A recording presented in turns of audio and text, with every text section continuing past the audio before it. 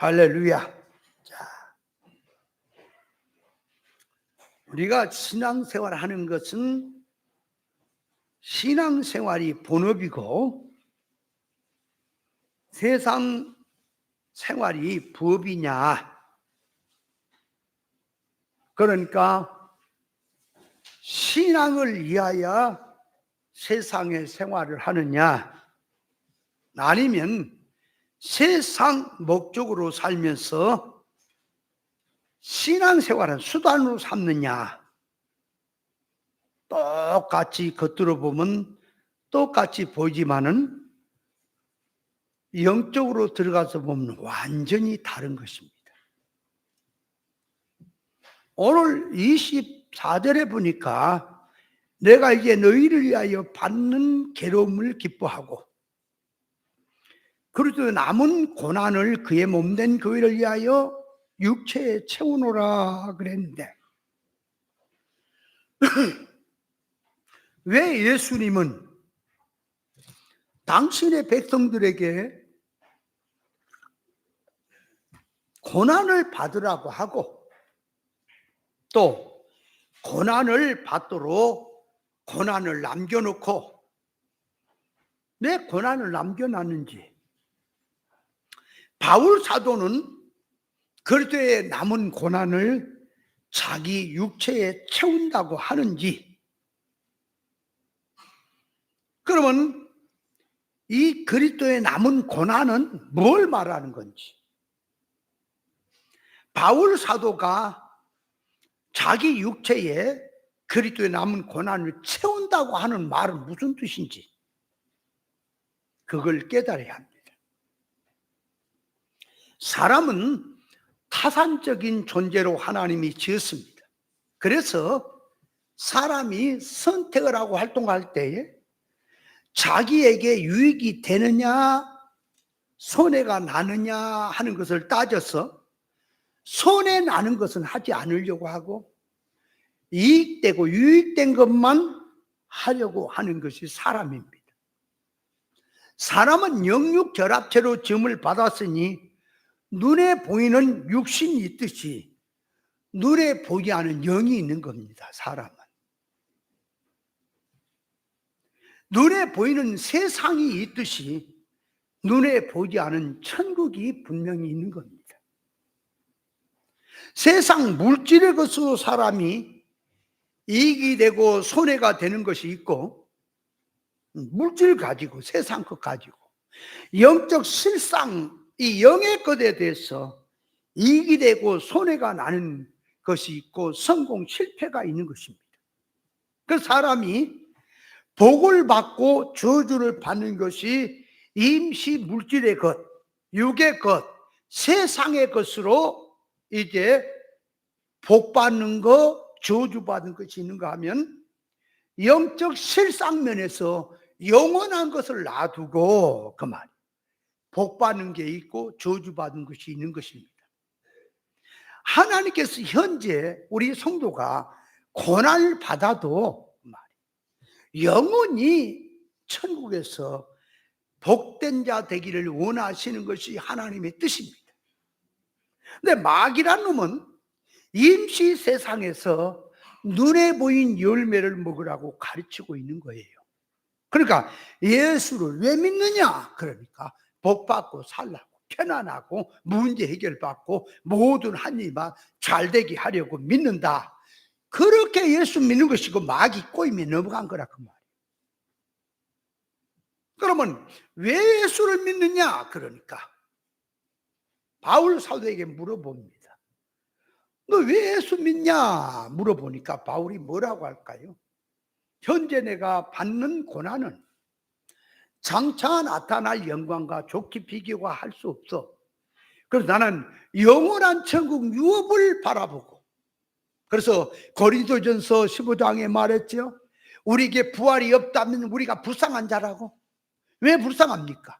세상 사람처럼 세상으로 살지도 못하고 뭐 주일이면 교회 나와서 맨날 일거리, 부활이 없다면 뭔 짓거리냐 그 말입니다. 그래서 이 신앙의 세계는 영적 면에서 기능이 죽어버리면 세상의 그 물질의 것은 손해가 뭐가 난다, 무엇이 유익이 된다 하는 것은 알아도 영적 면에서 망한 것을 모릅니다. 그래서 영적 면에 애통해야 될 것도 모르고 영적 면의 기쁨과 슬픔에 평안과 고통을 못 느끼고 사는 것이 이게 죽은 자들의 신앙입니다. 에스라서를 한번 가서 볼까요? 9장을 가보. 에스라서 9장. 거기 보면은 자, 에스라서 역대 하 뒤에 에스라 9장 722페이지 제 성경에 나와 있습니다. 구약에. 자, 1절에 보면 이렇게 말합니다. 이후에 방백들이 내게 나와 가로되 이스라엘 백성과 제사장들과 네 사람들이 그 땅 백성과 떠나지 아니하고 가나안 사람과 헷 사람과 브릿 사람과 여부수 사람과 암몬 사람과 모압 사람과 애굽 사람과 아모리 사람의 가증한 일을 행하여 그들의 딸을 취하여 아내와 며느리로 삼아 거룩한 자손으로 이방족 속으로 서로 섞이게 하는데 방백들과 두령들이 그 죄에 더욱 으뜸이 되었다 하는지라. 내가 이를 듣고 속옷과 겉옷을 찢고 머리털과 수염을 뜯으며 기가 막혀 앉으니 6절에 말합니다. 말하기를 나의 하나님의 내가 부끄러워 낯이 뜨뜻하여 감히 나의 하나님을 향하여 얼굴을 듣지 못하게 싸우니 이는 우리 죄악이 많아 정수리에 넘치고 우리 허물이 커서 하늘에 미칩니다. 포로에서 돌아와서 성전을 건축하고 성을 중건하는 이런 마당에서 이 방백들 레위인들 지도자로부터 이렇게 악한 짓으로 다시 나가니 에스라 선지자는 속옷과 겉옷을 찢고 머리털을 뜯으며 기가 막혀서 앉아서 애통을 하는데 그 말입니다.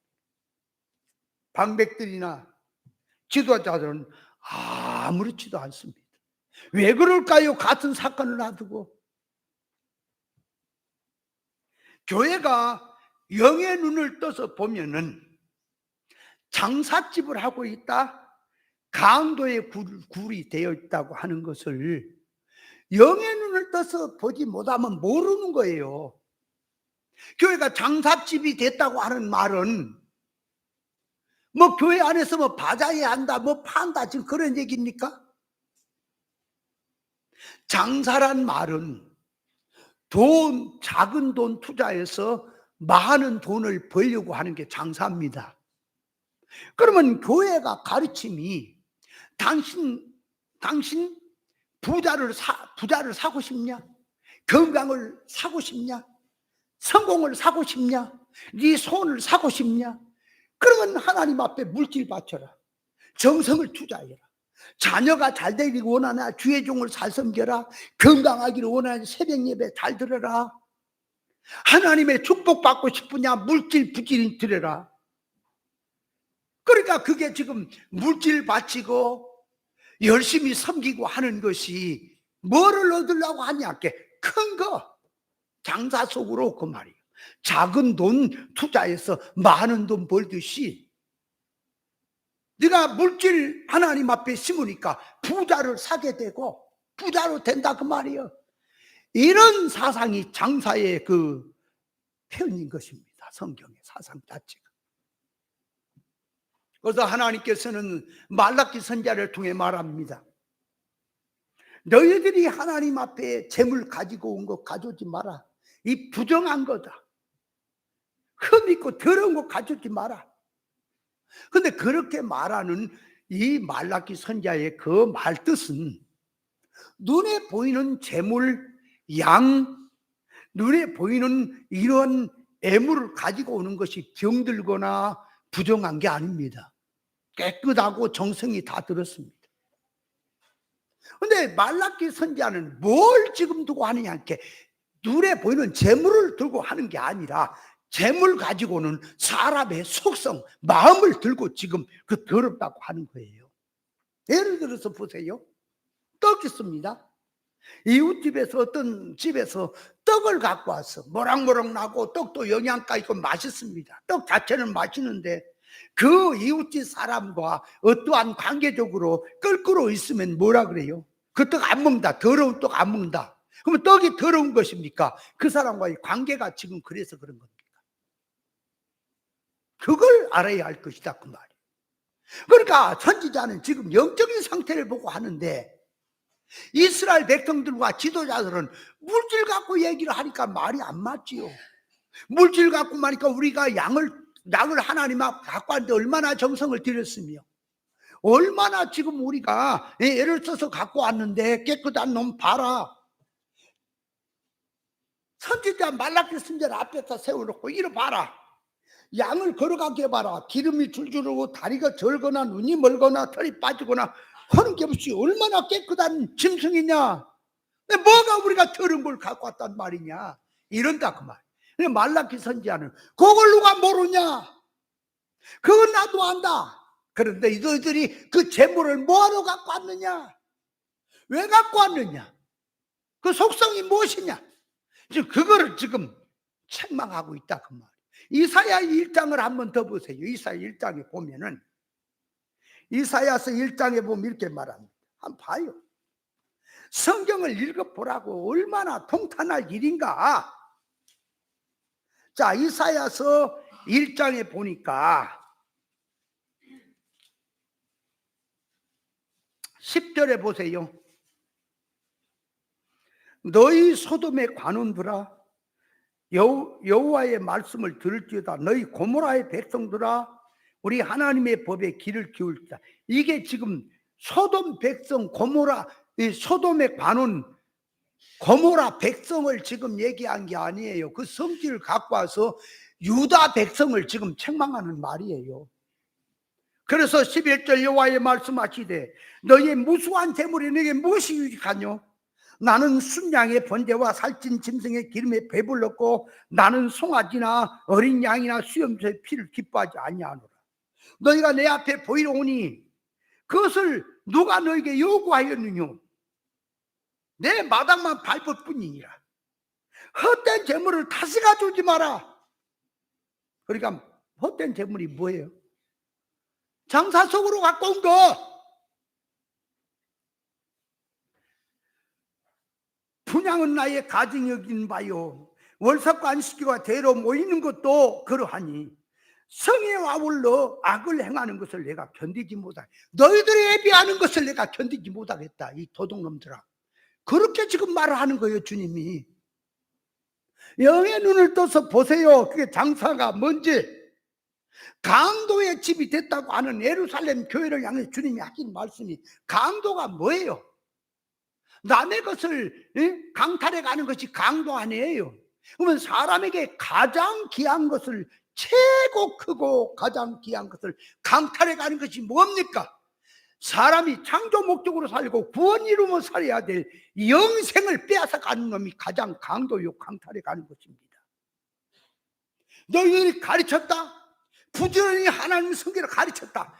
가르쳤는데 뭘 가르쳤으면 뭐 유익이 있느냐?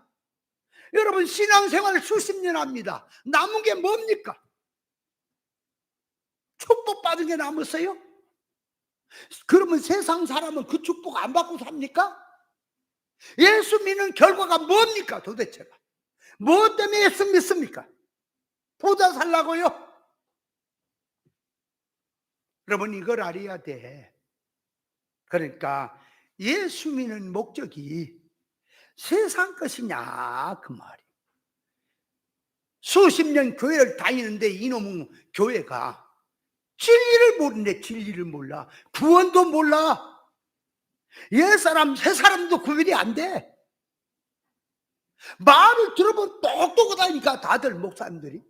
그럼 이렇게 말하면 날들어 너 혼자 잘났냐 그래요. 아, 나 혼자 잘났던 여러 명이 잘났던 못났던 그걸 떠나서 옳은 이치를 깨달아 보자 그 말이에요.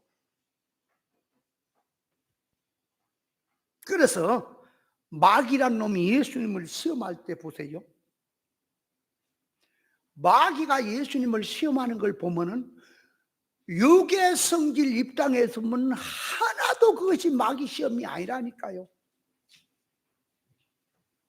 구별 분별 못하는 육의 입장에 보면은 시험도 아니고 축복의 말로 드리는 거요. 근데 영적으로 보니까 시험이고 환난이고 죽음이고 넘어지는 거지요. 육의 속성으로 보면 축복의 말이고 마귀의 말이 생명같이 들리기 때문에 오늘날도 강단에서 마귀가 한 그 말을, 그 속성을 그대로 목사님들이 하고 있는 거예요. 그러면 목사님들이 그 말을, 마귀가 예수님 시험 말을 그대로 한다는 것을 뭐냐 그러니까, 자 보세요. 마귀란 놈이 예수님 앞에 와갖고 당신이 하나님의 아들이냐? 그러니까 아들이라면 돌로 떡을 해서 먹어라, 그렇게 가르쳐요. 마귀가 시험이에요. 그러면 그 말을 이제 그대로 갖고 와서 좀 직역을 해보면, 성도들은 다 하나님 믿는 다 성도들은 하나님의 자녀가 맞습니까? 그럼 당신들이 하나님을 믿는 자녀들이 맞느냐? 그러면 하나님 능력 많으시니까 그 능력 많으신 하나님에게 그 돌을 떡을 해서 먹으라 하는 말은 그 말이에요. 네가 지금 먹고자 하는 거, 가난한 거, 배고픈 거, 목마른 거, 그거 예수 능력으로 해결하는 소리 아니에요. 예수 그러면 잘 믿어라. 그러면 당신이 목마른 게, 가난하고 사는 자는 목마른 게 부여예요. 부자 되는 거예요. 하나님 능력 많으니까 부자 되게 해달라 그래라. 당신들이 하나님의 자녀냐? 이 건강을 잃어버린 사람, 건강에 목말라 있어요, 배고파 있어요. 그 건강을 달라 그래라. 강단에서 그렇게 가르치는 것이, 거기에 예수님을 마귀가 시험하는 성질하고 똑같잖아. 장소만 바뀌었고 사람 바뀌었다 뿐이지. 영의 눈을 떠서 거기서 보세요.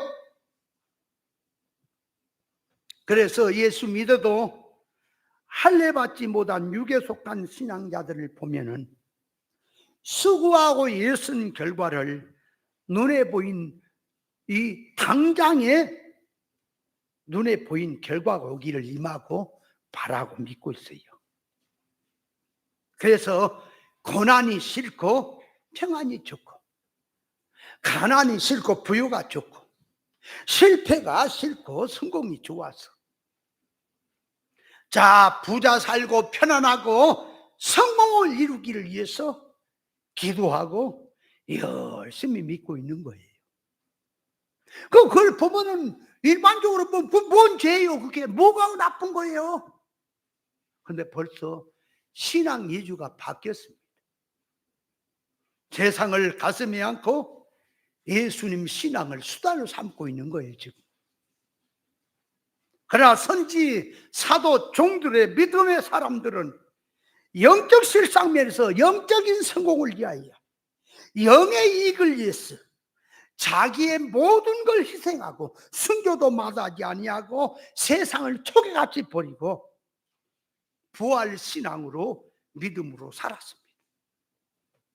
세상에서 그리스도를 향한 이 고난에 참여한 자에게는 반드시 영광의 멸류관이 있고 영원한 하늘의 실상의 유업이 있기 때문에, 그리스도의 남은 고난에 참여한 자에게는 영원하고 영원한 하늘의 유업이 분명히 있기 때문에 바울 사도가 하는 말은, 내가 그리스도의 남은 고난을 교회를 위해서 내 몸에 채우겠다고 했던 것입니다.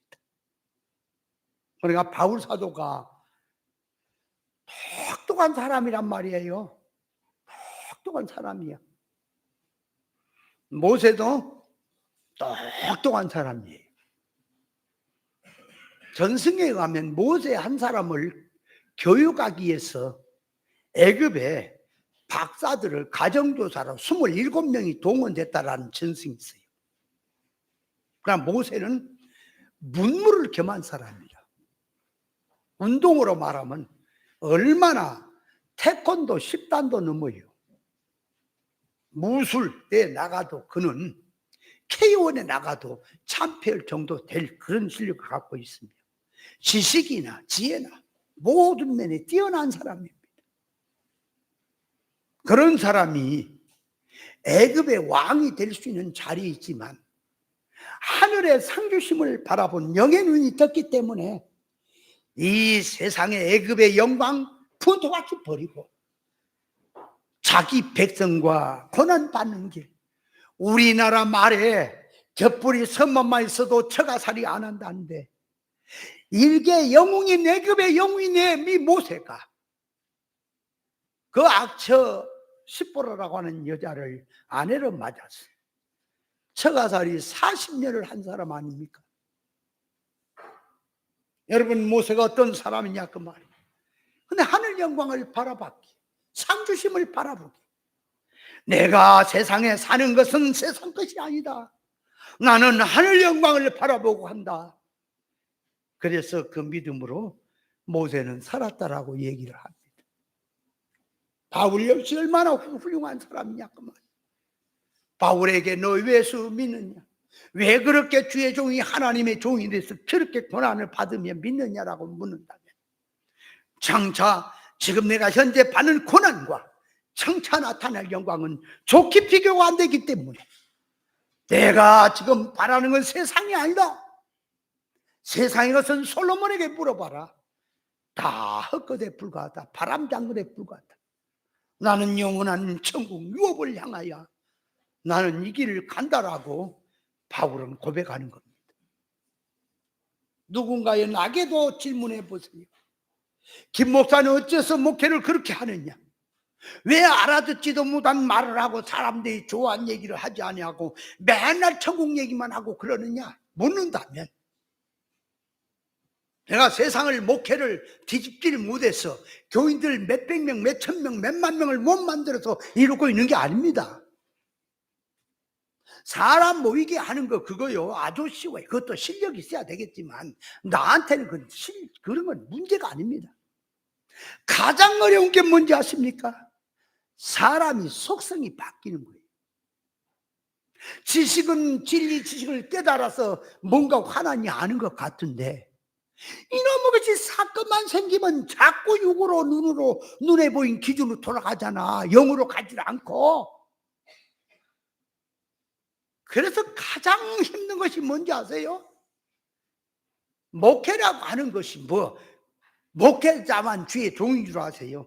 자기 생활 자체가 신앙이 이게 다 종의 생활인 거예요. 그러니까 우리는 깨달아야 돼요. 세상 못 살아서 이러고 있는 거 아닙니다. 물론 그것도 실력이 있어야 한다니까, 세상도. 그러나 나한테는 그런 실력이 아니에요. 사람이 좋게 자차 걔를 교회에 처음에 왔단 말이에요. 와서 가만히 말씀을 듣니 듣도 보도 못한 소리 하니까 어떤 사람은 말씀을 쫙 듣다가 잠깐 듣다가 순간에 이쪽 보는 사이에 없어. 그러니까 나가본 거예요. 아니, 세상에 예배를 들어왔으면 안 나오더라도 끝날 때까지는 앉아 있어야 되지 않겠어요? 근데 중간에 나가버려요. 왜 나갈까요? 왜 싫어할까요? 고난받으라고 하니까 싫어한 거예요. 왜 고난을 받느냐? 왜 바울은 고난을 받으려고 했느냐? 하늘의 신령한 복이 있기 때문에 그럽니다. 그래서 이 세계는 영의 눈이 떠야 가치를 아는 거예요. 아멘. 저는 이 길을, 좁은 길을 걸어가며 목회 이렇게 하고 있는 거 참 저한테는 이게 참 계산이 없는 거예요. 우리는 기차 한 통을 2개는 살만 먹고 나온 사람이에요. 뭔 일이 한 번 하면 끝장을 보고 제1인자가 되지 않으면 못 사는 사람이니까. 이렇게 있는 것은 하늘 영광을 바라보기 때문에 그 영광을 바라보고 가는 겁니다. 아멘. 여기서 백날 얘기를 해봐야 그 소리가 귀에 들리질 않겠지. 영의 눈을 뜨면 알게 되고 이제 천년세계 가보면 알고 천국 가보면 이제 알게 돼 있어요. 지혜자는 여기서 깨닫고 준비하는 겁니다. 예? 자, 그러면 여기서 24절에 내가 이제 너희를 위하여 받는 괴로움을 기뻐하고, 그러니까 이 너희를 위하여 받는 괴로움을 기뻐하고 하는 말은 지난주에 말씀을 드리고, 오늘은 그리스도의 남은 고난을 그의 몸된 그를 위하여 내 육체에 채우노라, 바울이 그랬는데, 자, 그렇다 먼저 그리스도의 남은 고난이 무엇이냐, 이것부터 알아야 되겠고, 그 다음에 바울이 자기 육체에다가 교회를 위해서 그 말이에요, 남은 고난을 교회를 위해서 육체에다 채우겠다는 말이 무엇인지를 깨닫고 가야겠다, 그 말이에요. 자, 그러니까 정신 바짝 차리세요. 지금 여기는 그냥 온 게 아니에요. 말씀 깨달아 온 거예요. 들어도 정신 딴 데 놔두면 못 들어요. 뭔 말인지 몰라요. 잘 깨달아야 됩니다. 자, 그래서 그리스도의 남은 고난이 어떤 고난이냐, 그럴 때에, 자, 당신 자신을 영광스럽게 하다가 실패한 고난이냐, 우리를 영광스럽게 하다가 실패한 고난이냐, 영원히 우리를 영광스럽게 만들기 위한 고난이냐. 자, 그리스도의 남은 고난이란 예수 그리스도 당신에게 할당된 고난이 있는데, 그 고난을 다 받지 못하고 아직도 좀 남아있단 말이냐. 예수님께서 부활하시고 천국에 올라가실 때에, 그 전에 내가 이제 올라가서 내가 세상에서 이루고 해결하고 와야 될 것이 있는데, 조금 남겨놓고 왔구나. 그래서 남은 고난이란 말이냐. 예수님은 하나님으로부터 인간의 몸을 입고서 성부의 지공의 법대로 만족으로 사시고, 시험 환난을 이기시고, 유혹욕을 이기시고, 또 죄와 사망을 전부 이기시고 십자가로 다 이루신 분입니다.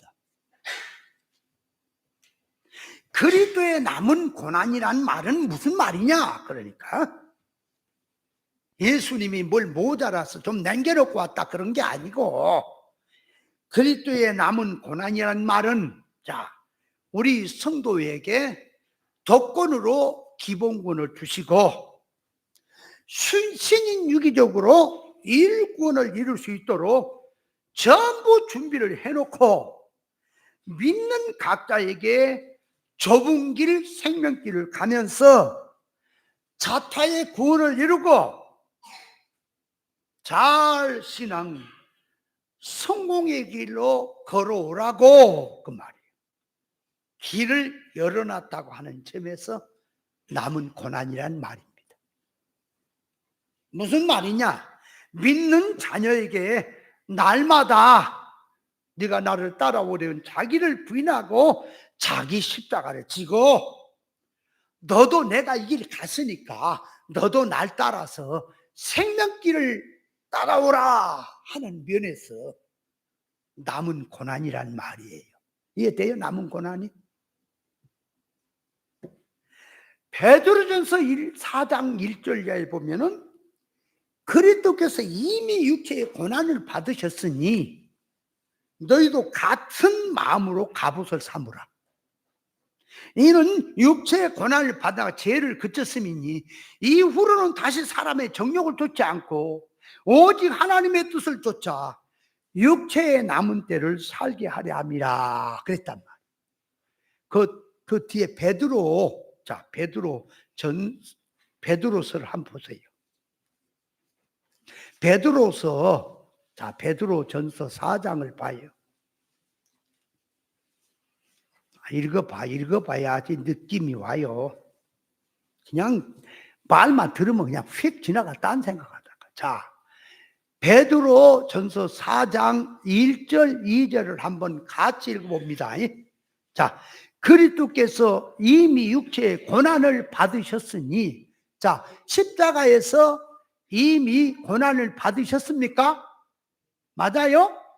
자, 그 다음에 너희도 같은 마음으로 갑옷을 삼으라. 자, 그러니까 여기서 예수님이 십자가에 죽으셨으니 너희도 같은 마음으로 갑옷을 삼으란 말은 너도 주님을 따라갈 때는 자기를 부인하고 너에게 주어진 십자가를 지고 쫓아오라고 하는 말입니까? 그 정신을 말합니까? 갑옷을 삼으란 말이.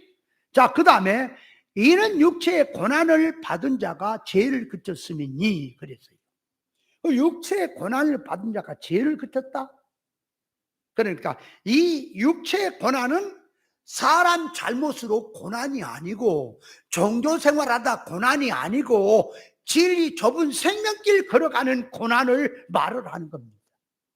그 진리 좁은 생명길로 걸어가는 자가 죄를 그쳤다라고 하는, 죄가 그쳐졌다는 말은 뭘 말합니까?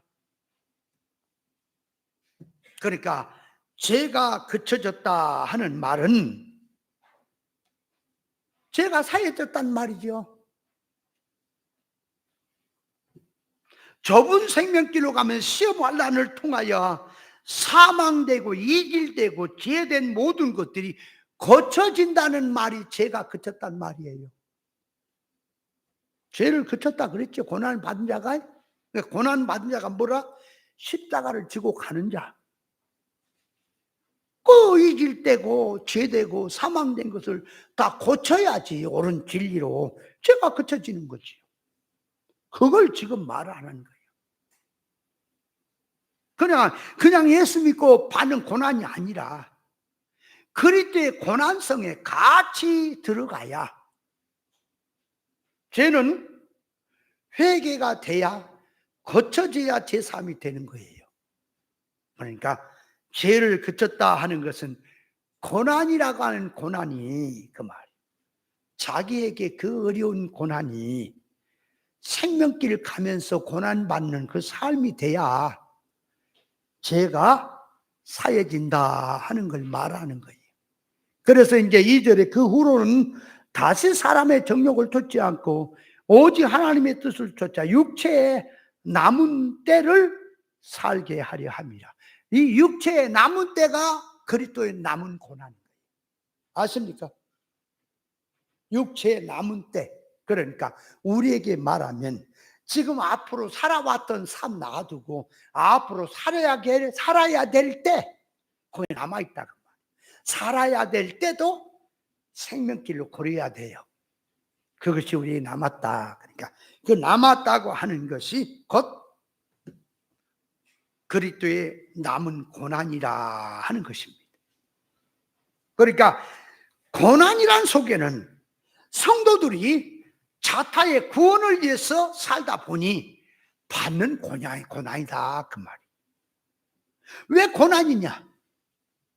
자, 고난을 받는 것은 외부적으로 옳은 진리 생명길을 가기 때문에 고난을 받는 게 있고, 핍박을 받아서 또 신앙 믿음으로 지키려다가 어려움을 당하는 게 있죠. 제가 하나님 말씀 지키려고 하니까 하고 싶은 거 못하고 많은 거 있지요. 고난 당하는 게 있지요.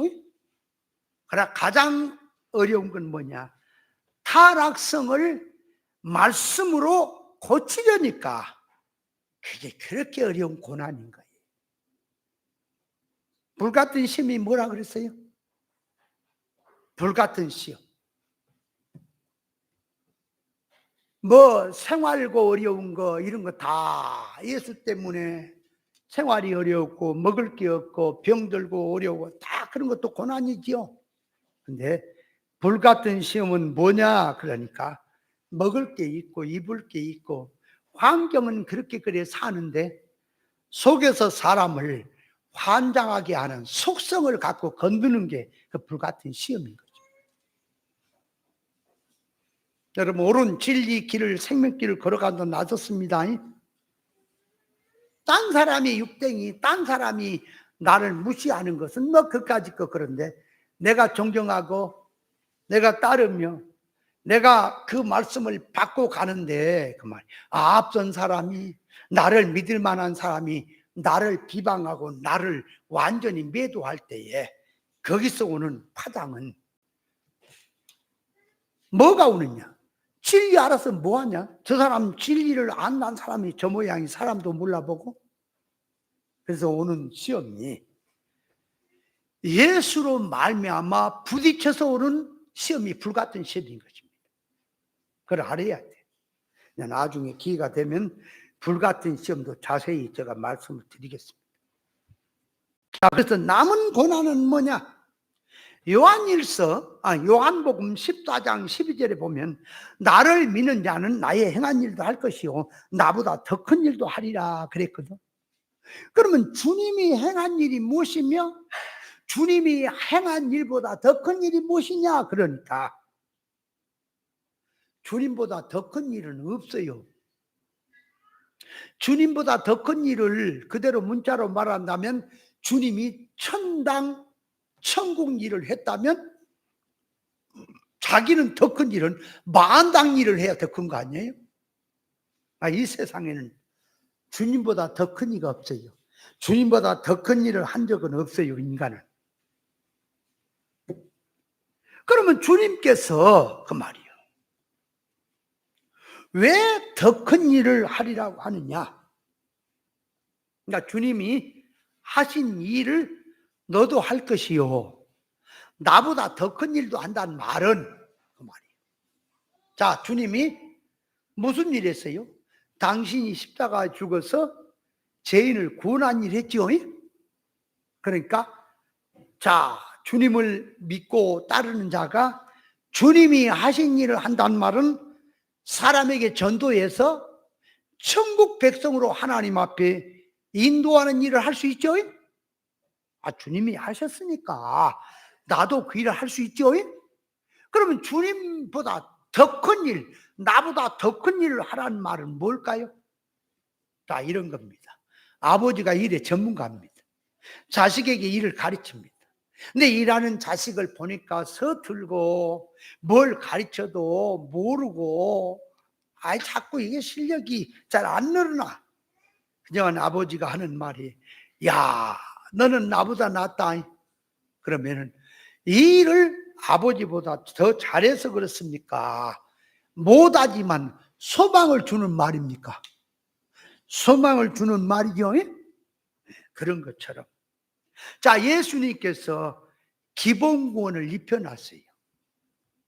일꾼의 길을 다 열어놨어요. 열어놓고 전부 주님이 하신 속에는 구원의 길을 다 마련해놨다 그 말이. 그러면 구원의 효력을 볼 사람은 누굽니까? 나지요. 나지요. 그러니까 주님이 다 깔아놓고 해놨지. 더 큰 일은 그 말이야. 이제 구원 이루고 네가 성품 입는 일이 그것이다 그 말이야. 그걸 지금 말하는 거예요. 그러니까 주님께 전부를 부족함 없이 준비를 해놨으니 그 기초 위에다가 자기 신앙 인격의 집을 짓는 것은 믿는 성도 자기가 할 일이다 그 말이에요. 자, 내가 이만큼 일을 해놓을 테니까 이제부터는 바톤을 줘서 네가 해라. 그러면 못해서 그러는 겁니까? 주님이 실력을 키워주려고 그러는 겁니까? 예수님 만능의 능력자요. 상을 주고 싶어서, 면류관을 주고 싶어서 그 말이에요. 영능의 실력을 키워주고 싶어서 그렇게 말씀하신 그분의 의도성을 알아야 된다 그 말이에요. 당신이 모든 걸 준비하고 각자에게 일꾼을 이루도록 다 마련해놨으니까 일꾼 이루는 몫은 말씀에 순종해서 자타의 일꾼으로 이루어가야 될 몫은 성도 우리들의 몫입니까? 맞아요. 그래서 주님이 다 준비해 놓은 것은 바탕이에요. 더 큰 일은 그 위에다가 성도 각자가 그 바탕에다가 자기 신앙 인격에 집을 지어가는 것이 그 말이에요. 그게 더 큰 일이에요. 이해됩니까?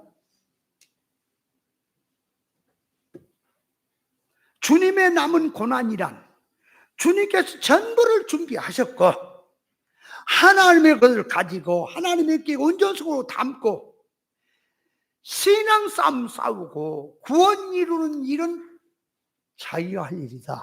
그 말이에요. 자기가 할 일.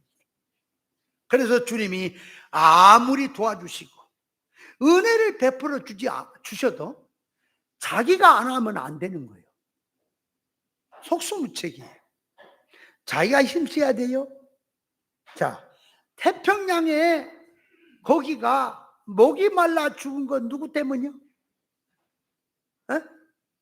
아니, 태평양 고기가, 물속에 사는 고기가, 그렇게 물이 많은데 사는 고기가 목말라 죽은 건 누구 때문이냐고. 고기 쥐 때문이야. 맞지요?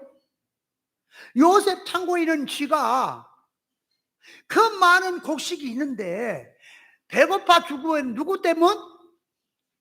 쥐 때문이야. 그래서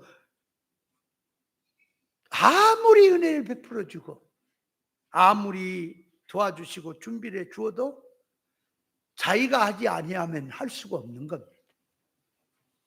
그래서 당신의 좁은 생명길로 당신이 가셨으니 당신을 따르는 당신의 사람들도 그 길을 따라오도록 그 말이에요. 따라오라 하고 하시는 것이 그리스도의 남은 고난인 거예요. 이해됐어요? 그리스도의 남은 고난을 그러면 누가 솔선수범해서 자기 육체에 채우겠느냐 할 때에, 자, 기다렸다고 하듯이 저요 하고 기뻐서 나온 사람이 누구겠는가? 그러면 그 말을, 자, 이제 그 말을 오늘 우리에게 주님이 하시는 겁니다. 우리 각자에게. 자, 그리스도의 남은 고난을 네가 자원해서 솔선수범해서 자기 육체에 채울 자 나와라. 그러면 자기가 나가야 됩니까? 저요 하고 나가야 되겠어요? 가만히 손도 안 들고 누가 나가나 쳐다보는 거예요? 대부분 주의 영광을 누가 받겠느냐 하면은 그 말이 떨어지기 전에 자기 발판 큰 데다 붙어가지고 저요 내가 갑니다. 그러고 우리 목사님 말씀대로 하면은 이 바지 한 구멍에다가 두 다리를 엮고 모두 발로 뛰어갈 사람들이라 그래요. 그리스도의 남은 고난 육체의 철자가 누구냐 하면은 저요 하고 나가야 됩니까? 자, 내가 이제 묻습니다. 그리스도의 남은 고난을 자기 육체에 채울 자는 손드시오. 그러면 왜 가만히 있어?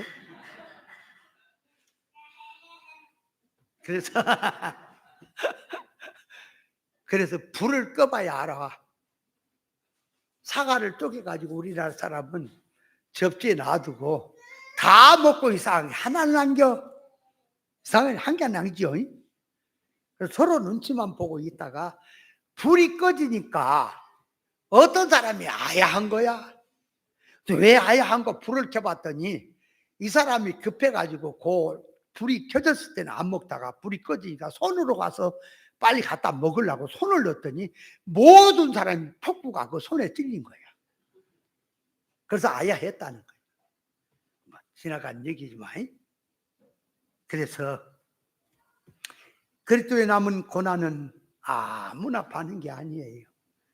영의 눈이 뜬 사람, 실상유업을 아는 자, 천국을 보는 자, 더 좋은 부활을 아는 자만 그 고난을 기뻐하고 갈 수 있는 겁니다. 아멘.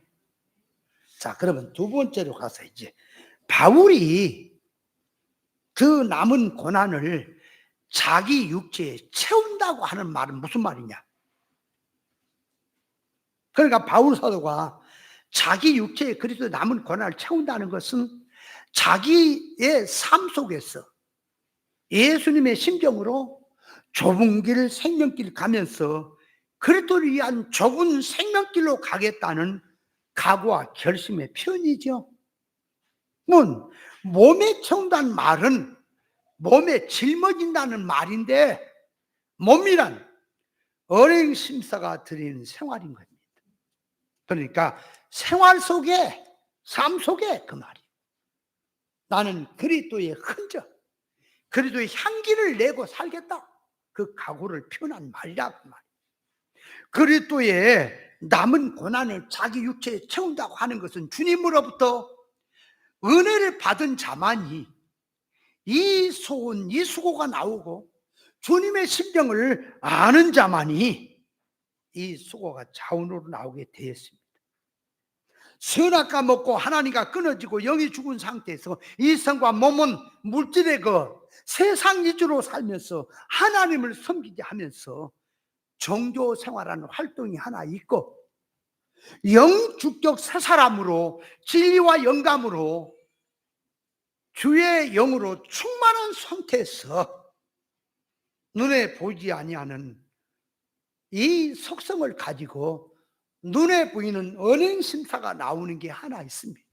하나는 육으로 종교 활동으로 나오는 행사고 언행심사고, 하나는 영주격으로 나오는 언행심사입니다. 언행심사만 보면은 똑같아요. 그러나 속성을 보면 완전히 다른 것입니다. 그래서 그리스도의 남은 고난을 육체에 채운다는 말은 예수님께서 육신으로 오셔서 모든 삶으로 말씀을 이루시고 사신 것처럼 자기도 삶 속에서 진리 자체와 실상화로 이게 맺히며 살겠다는 각오의 표현이다 그 말이에요. 그래서 남은 고난을 내가 육체에 채운다 그 말이에요. 노아 때 하나님의 아들들이 사람의 딸들을 아내를 삼고 나가니 하나님의 신은 떠나고 육체가 되어버렸지요. 사울 같은 왕이 처음에는 하나님의 영으로 기름 부음을 받았지만 이게 악한 짓을 하고 회개 안 하니까 하나님의 신은 떠났지요. 그리고 악신이 붙들려서 세상성, 육성으로 살고 있지요. 사람의 마음속에 진리와 영감으로 주의 영으로 채워져야만이 그 사람은 거룩한 그릇이 되어 거룩한 생활을 할 수가 있습니다. 사람의 육체의 몸은 그릇과 같습니다. 무엇을 담느냐에 따라서 달라집니다. 그래서 너희 몸이 하나님의 성전인 것을 알지 못하느냐. 너희 속에 세상 더러운 것을 채우면, 부정한 걸 채우면 하나님 앞에 저주를 받을 것이요, 하나님의 거룩한 영으로 채워지면 복된 자가 된다라고 말씀하십니다. 그러니까 썩어지고 부정하고 이익된 속성으로 살면 자기 심령 성전은 더러워지는 것입니다. 그래서 성전 안에서 장사하고 강도의 굴이 되어 있듯이 자기 속에 세상 물질 수직 계산으로 살고 있다면 그것이 장사 속으로 사는 것이고, 자타의 일꾼 도적질하는 강도성으로 사는 것이 하나님의 성전 안에서 매매하고 강도짓을 하는 삶이 되는 것입니다. 그래서 사람 속에, 이 심령 속에 세상 성질로 형성이 되느냐 영성으로 형성이 되느냐에 따라서 거룩한 전이 되기도 하고 더러운 전이 되기도 하는 것입니다. 자, 성도를 이해하고 교회를 위한 일이라면 바울 사도가 그 말, 계속적으로 자기 육체에 고통이 가해진다 할지라도 나는 남은 여생을 주의 고난을 채우는 삶으로 살겠다 하는 각오가 자기 육체의 교회를 채운다고 하는 뜻이라 그 말이에요.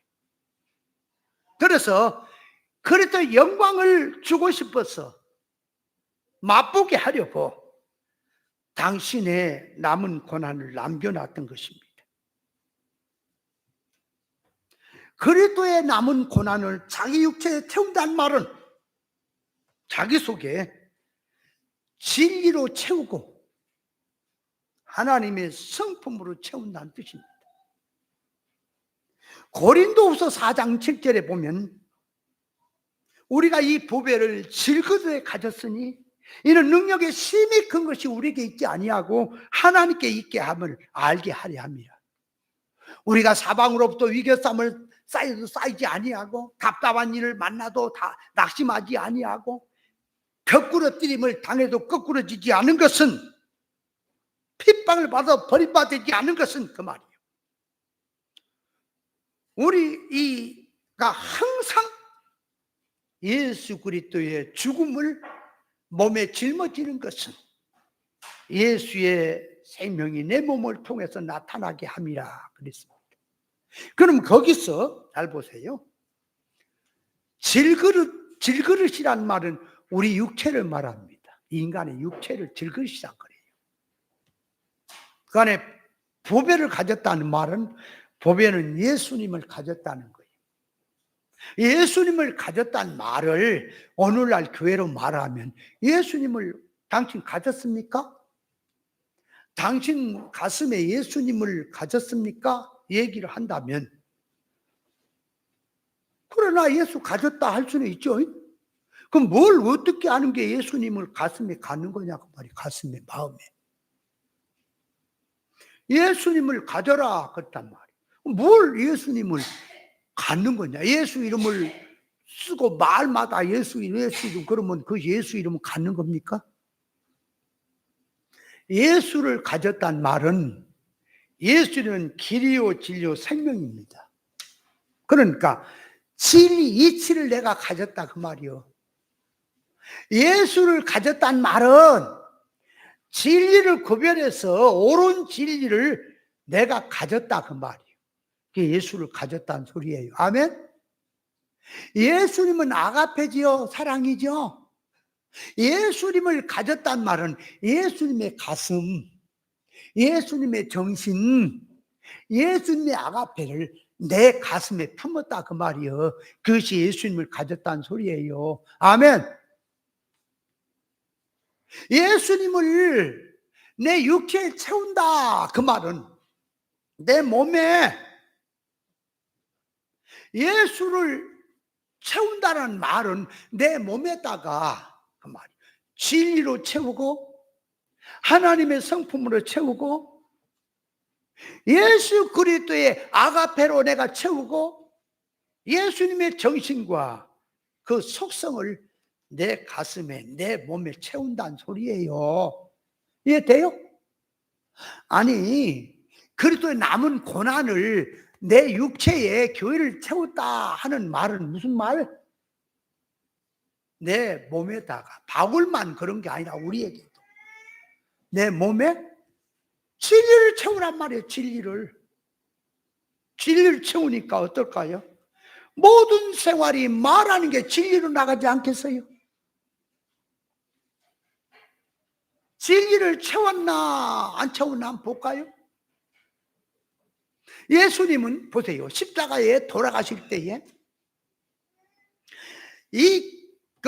노마 군병이 와서 예수님이 옆구리를 창으로 찔러봤어요. 죽었나 살았나고 아무 반응이 없으니까 예수님이 이제 반응이 없으니까 찔러본 거죠. 옆구리를. 근데 예수님이 옆구리를 찔러봤더니 예수님 옆구리에서 뭐 나왔다고요? 물과 피가 나왔죠?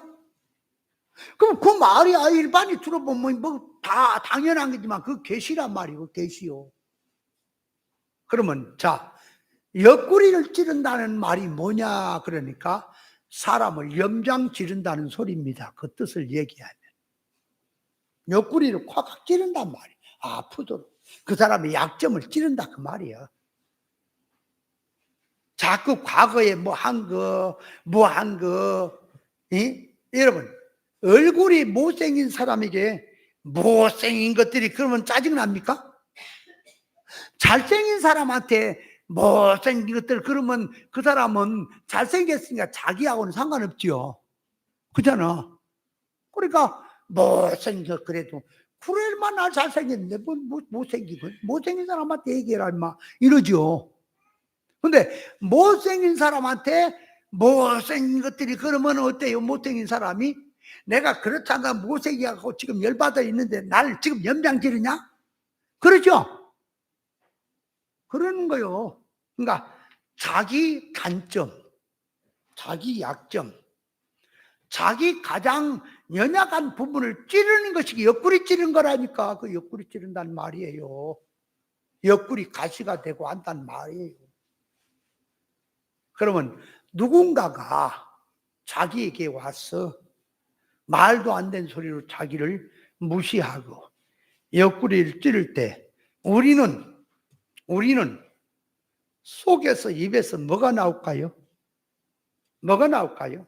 욕이 나옵니까? 저주가 나옵니까? 예수님은 물과 피가 나왔다는 말은 그 말을 계시적으로 말하면 예수님의 옆구리에서는, 예수님의 가슴에서는 그 말이, 예수님에게서는 말씀, 물은 말씀을 상징하고 피는 생명을 말한단 말이에요. 생명과 피밖에 안 준다. 그밖에 안 나온다. 왜 말씀과 생명밖에 안 나오지요? 악이 없어, 주님에게는.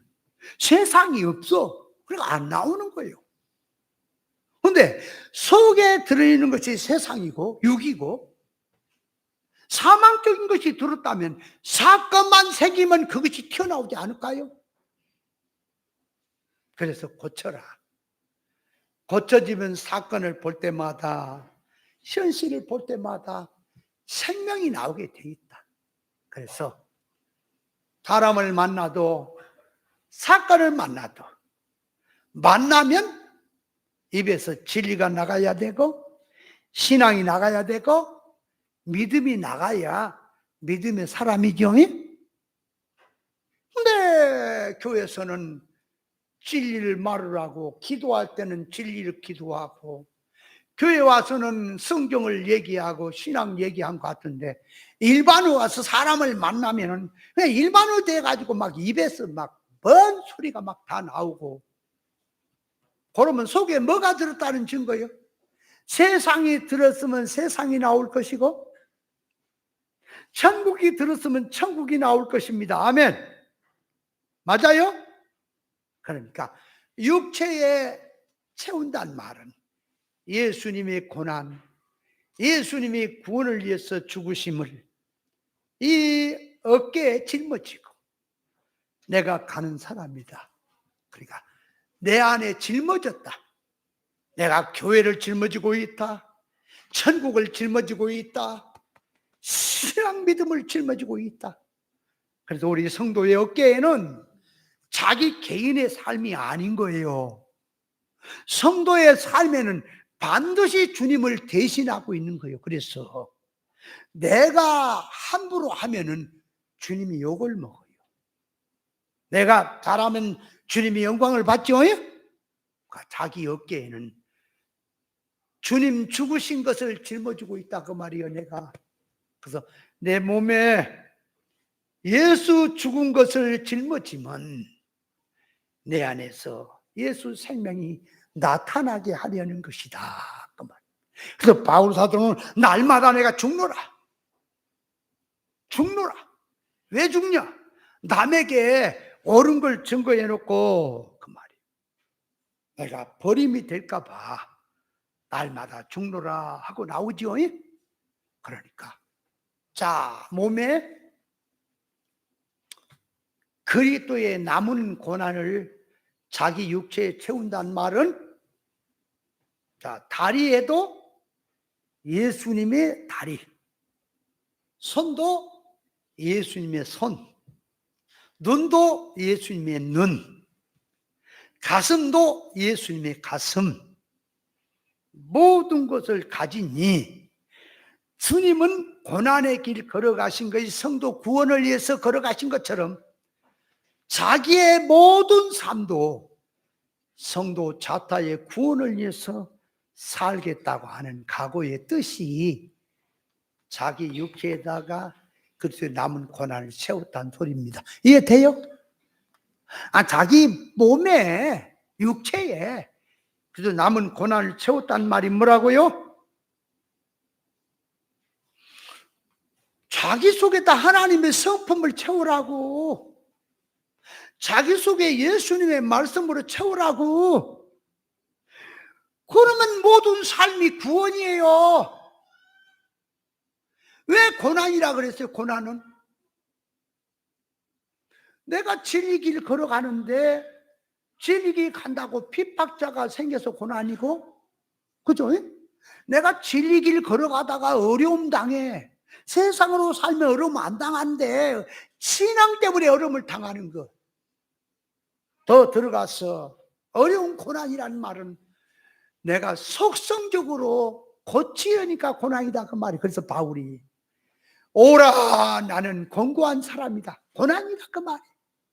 누가 뭐 지금 핍박을 하고 죽도록 두둑에 패고 그래서 고난이고 권고하다 그럽니까? 바울이 무슨 자기 장가 가서 부인이 바가지 긁어서 못 살겠다고 권고하다 그런 거예요? 자기 세 사람 네 사람을 놔두고 내가 생명으로 살기를 원하는데 이 육이라는 놈은 죽은 줄 알면 또 일어나고 또 일어나기 얼마나 괴롭습니까? 그래서 오라 나는 공고한 사람이다. 바울 사도의 삶은 신령한 것을 놓고 우리가 생각하세요. 하나님 나라를 생각하고 하나님의 것을 생각하면 우리는요 1/1000도 갖지를 못했어요. 아십니까? 그래서 영의 세계라고 하는 것은 눈을 뜬 사람, 은혜를 받은 사람, 일어선 사람, 성장한 사람이 갈급을 하게 돼 있어요. 점수를 말하면 100점을 맞는데 한 문제 틀린 사람은 한 문제 때문에 잠을 못 잡니다. 그럼 맞으면 100점일 텐데. 근데 아예 한 문제밖에 안 맞힌 사람은 99문제가 틀린 사람은 잠 잘 잡니다. 왜죠? 관심이 없어요. 그런 것처럼 영의 눈을 뜨세요. 영의 욕심을 가지세요. 실상 세계를 보세요. 나는 초라하고 만들어진 것도 없어요. 천국은 광야라는 세계인데 그걸 바라보고 이 땅에 사는 자신을 보니, 그래서 예수님을 만날수록, 예수님을 가까이 할수록, 빛을 가까이 하면 자기의 허물이 다 드러나죠. 예수님을 가까이 할수록, 빛을 가까이 할수록 자기 부족을 느끼는 겁니다. 바울 사도가 예수님 만나기 전에는 자기가 의인인 줄 알았어요. 예수님 만나고 나니 자기는 죄인 중에 개수며 작은 자 중에 더 작은 자요 교회에 핍박한 죄인이로다 하는 것입니다. 그러니까 영의 눈이 뜨세요. 실상 세계를 보세요. 그 세계를 보면 나는 초라하다. 그래서 내가 그 세계를 입어야겠고 그 세계에 실력을 가져야겠는데 내가 부족하다. 그래서 하나님 앞에 기도하게 되는 거예요. 하나님이 어찌하고. 저는 늘 기도가 그겁니다. 사건마다 주여 저를 구원하소서. 구원하소서. 날 구원하소서. 날 지키소서. 세상이란 세상이 자꾸 가다가 갑자기 또 세상 생각이 납니다. 이놈의 생각이란 생각은 과거도 갔다가 미래도 갔다가 현실로 갔다 시공간을 초월도 합니다.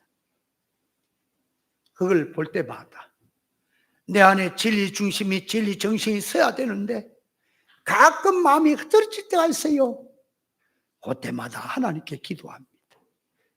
기도해서 내 안에, 내 몸 안에, 내 정신 안에, 내 가슴에 예수로 꽉꽉 채워주시옵소서 하고 기도해야 됩니다.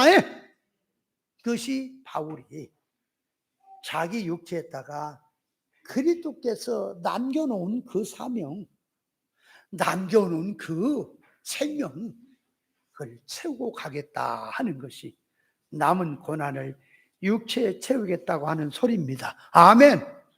깨달으셨어요?